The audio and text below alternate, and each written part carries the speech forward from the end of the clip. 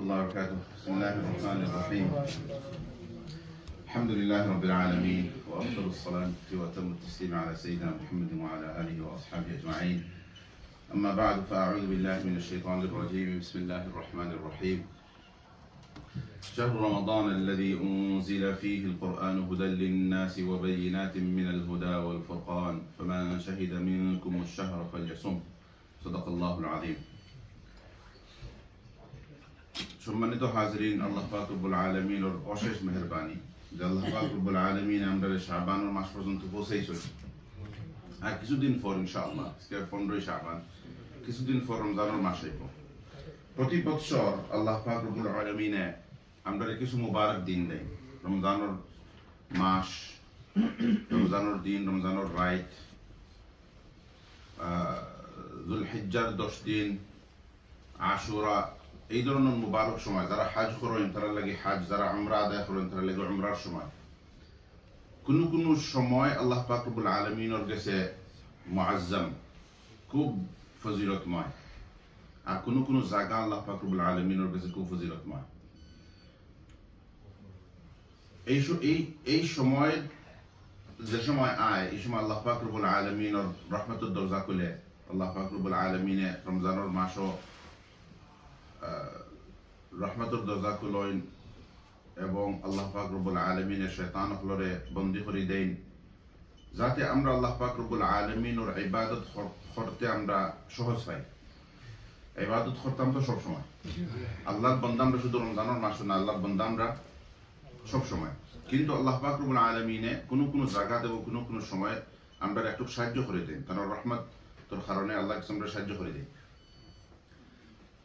এর লাগি রমজানের মাস যে সময় আয়, যেভাবে প্রত্যেক ইবাদতের মধ্যে ইবাদত করবার আগে নিয়ত ঠিক করা লাগে,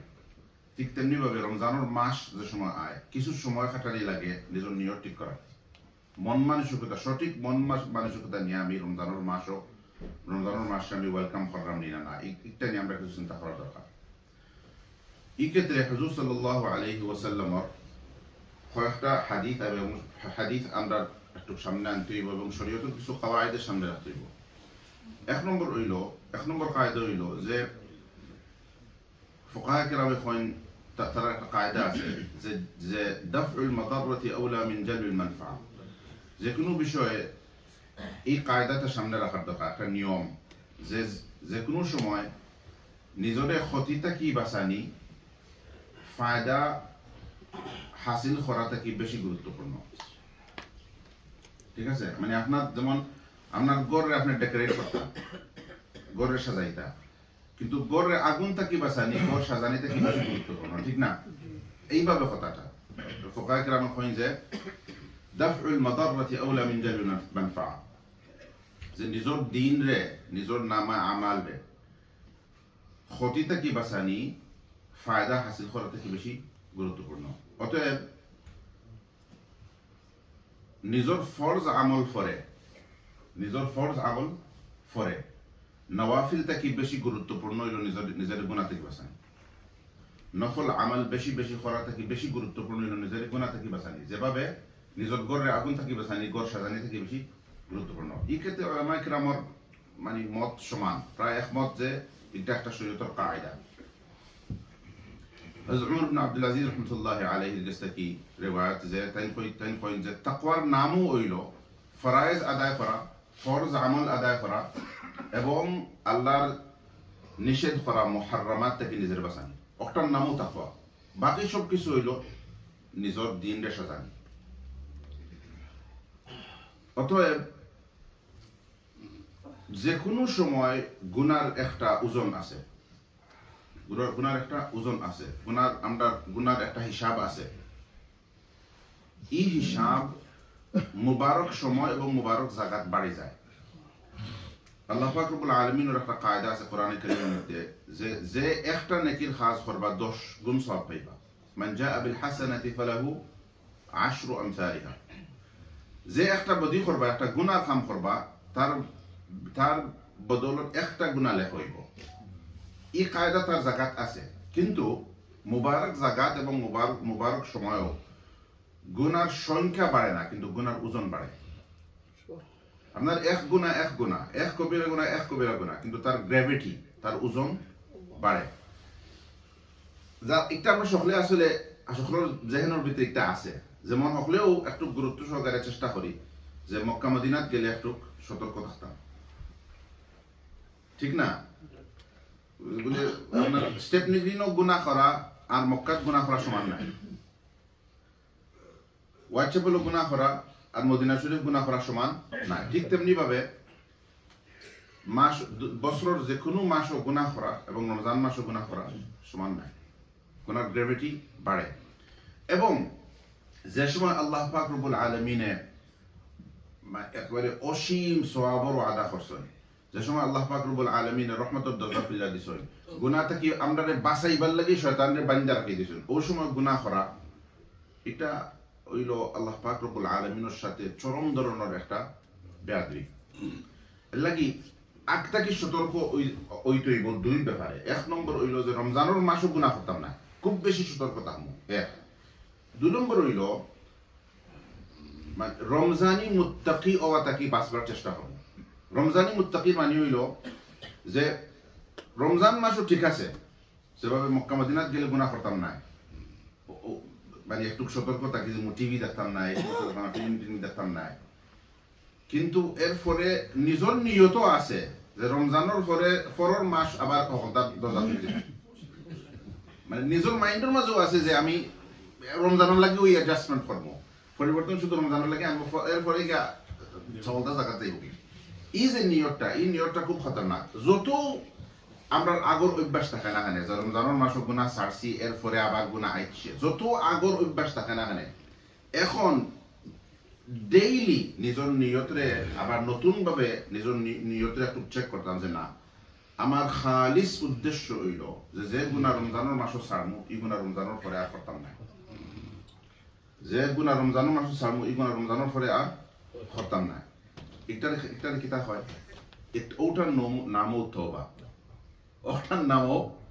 তওবা আল্লাহ পাক রব্বুল আলামিনে তওবা কবুল করেন তিন শর্তের ভিত্তিতে এক নম্বর শর্ত হইল যে গুনাহ করছি ই গুনাহ তওবার সময় ছাড়িতাম গুনাহ করি যদি আস্তাগফিরুল্লাহ হয়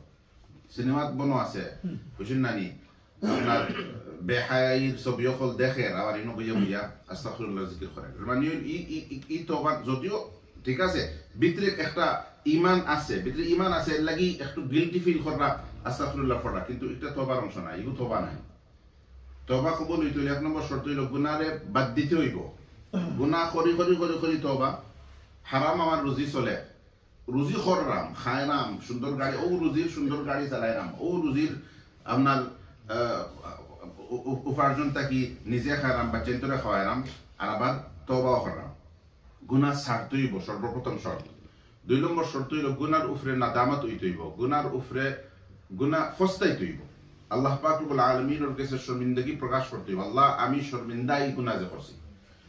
কোন সময় আল্লাহ পাক রব্বুল আলামিন আমাদের মাফ করুক আমরা গুনাহ করি গুনার উপরে কিন্তু গৌরব আছে ও এবার দিছি তাই জানি ও আলহামদুলিল্লাহ আল্লাহ বরকত দিসলা বা কিতা করমু সারছি কিন্তু আল্লাহ বরকত দিসলা কি রুজি হইছে মানে এই সময় তো বড় ঘর আছে লতা আছে গৌরব একটা বলে রুজি রোজগার আছে আমার হারাম কিন্তু মানে আমার ক্যাপাসিটি দেখাইছি আমি কি জাতর বেটা আমি রুজি গুনার উপরে গৌরব মারাত্মক ধরনের অপরাধ এবং গুনার উপরে যদি গৌরব হয় নাদামত হয় না যদি কেউ ফস্তাই না যে গুনাহ করছি এটার উপরে আমি শর্মিন্দা কোনোদিন একটা মুখল লইতে নাই গৌরব তো দূরের কথা এটার উপরে শর্মিন্দা এটা না হইলে তওবা কবুল হয় না এবং তিন নম্বর শর্ত হইল